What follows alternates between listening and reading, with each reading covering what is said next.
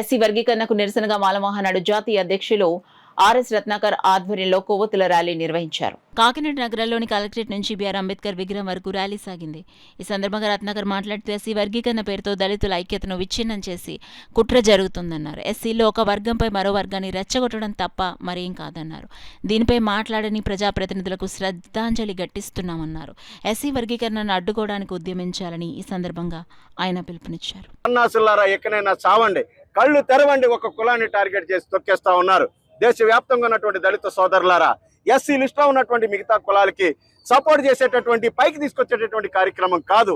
మనకిచ్చేటటువంటి reservation real terms లో 100లో ముగ్గురికే, దీన్ని 1108 కులాలకు పంచుతానని మోడీ గారు, తెలుగు రాష్ట్రాల్లో 59 కులాలకు సమంగా పంచుతానని రేవంత్ రెడ్డి చంద్రబాబు చెప్తా ఉన్నాడు. भाई और बहनों सुनिए, देश भर में एससी आरक्षण वर्गीकरण के बहाने देश भर में सभी राजनीतिक पार्टियां दलितों की एकता को कमजोर कर रही है। इस पर हमें सभी को मिलकर लोकतांत्रिक लड़ाई करनी चाहिए। भाई और बहनों, लड़ना है।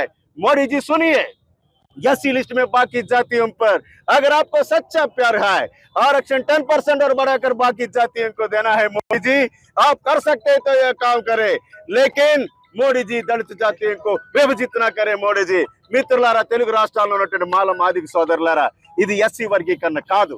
పర్మనెంట్ గా ఎస్సీ వాళ్ళందరినీ కూడా దేశవ్యాప్తంగా ఉన్నటువంటి ఒక ఎస్సీ కులాన్ని మరొక ఎస్సీ కులం మీదకి గిల్లి తొక్కేసేటటువంటి కార్యక్రమం. కాబట్టి ఇకనైనా కళ్ళు తెరుస్తారని 30 సంవత్సరాలుగా ఈ ఉద్యమంలో ఉన్నటువంటి వ్యక్తిగా, రీసెర్చ్ చేసిన వ్యక్తిగా, చదువుకున్న వ్యక్తిగా నేను నిజం చెప్తా ఉన్నాను.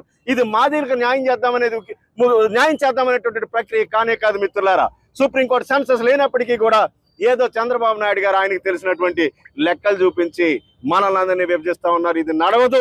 మరొకసారి మాల ప్రజాప్రతినిధులందరికీ కూడా శ్రద్ధాంజలి ఘటిస్తూ, అలాగే రాజకీయ పార్టీలన్నింటికి కూడా శ్రద్ధాంజలి ఘటిస్తూ, doctor Ratnakar, national president for రాక్ సర్వజన్ సమాజ్ అండ్ మాల మహానాడు. జై భీమ్.